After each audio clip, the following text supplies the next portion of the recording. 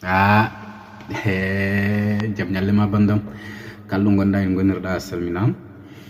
hande e hello meden heso peje gurdam won notion gor jinmi fammindon mais o webani no feewi jonnon video ni hebor jurti kono mi nyaagi hedo ran jusqu'à la fin ma fam ko jinmi halde ko ew kadi so welim holto yitir wadde like mbada commentaire mbada partager comme d'habitude. ew hande jinnom ko haalande modon ko fati e notion isolement social mi anda so don kewi yewtade walla wittade ko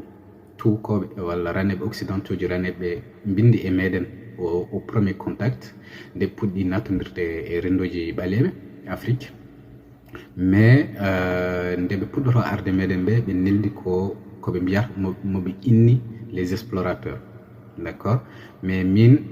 so tawi ko yiyandam kadi appelons un chat un chat, ces gens-là n'étaient pas des explorateurs mais des éclaireurs. ɓe garno ko ƴewtindade meɗen ƴettude meɗen information ngaji ɗi ganduɗa janggo eɓe mbawi artude noɓe macciniri meɗen, donc dartongol holliri meɗen anni maɓe gila fuɗɗode sohlani keden garta hen. ew ɓeɗon yimɓe noon inde ɓe gaare meɗen nde gila taw wona banggue baɗaɗo déjà colonisé par les blancs arabes woni Afrique du Nord et la côte océan Indien. Eh bien Afrique fof gila funnangue ha hirnangue gila rew ha worgo ɓe tawani hen ko wiyete prison. Et d'ailleurs son ƴewtidimi e pular terme mo mbiyaton prison woni kaso, en tout cas e nder pular mi haalani haala pulal walla fulfulde, mais minen mi mbiyata prison ko kaso, e kaso jigga kay terme français cachot, e cachot hoore muɗum firti tan ko prison, voilà. ew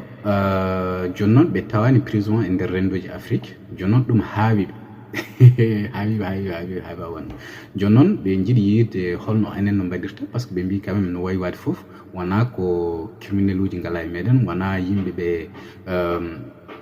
tatotako walla ɓe ganduɗa